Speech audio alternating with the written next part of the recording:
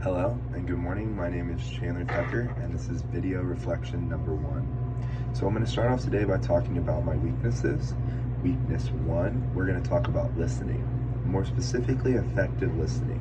Now there are 6 facets of effective listening, and for me, I struggled to visualize the buyer's needs, monitor nonverbal clues, and encourage the buyer to talk. There was a time when I discussed benefits that were irrelevant to the buyer.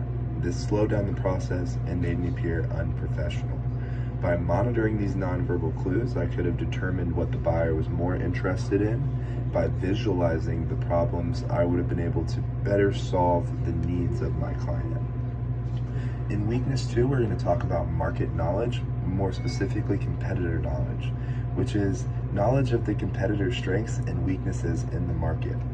By understanding the competition, I could have better differentiated our product to other competitors in the market, and this would have helped me sell the on-track service to Steve Smart significantly. So next we're going to move on to strengths. Our first strength that we're going to be talking about is buyer confidence, with an emphasis on trust. And trust is the extent of which the buyer is confident that he or she can rely on the salesperson's integrity. I was very honest when speaking about the product issues, reliable in the times that we set to meet, and I was very fair with the time I devoted to each section of the meetings. I was very customer oriented with my sales approach because Steve Smart tends to be low responsive, so knowing this, I was able to better format my sales approach to make it more applicable to their company, Smart Builders. Our second strength that we're going to be talking about today pertains to the needs gap, more specifically the desired state that Smart Builders wants to operate at, which is a state of being based on what the buyer desires. During the meeting, there was an objection to the price of our product.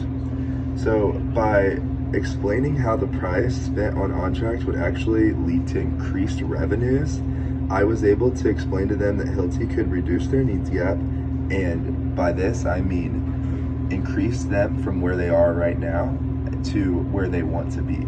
So that was huge in my sales meeting, and I was able to move forward with the sale mainly because I was able to talk about the future of their company, and I was able to paint a picture that they were inspired by.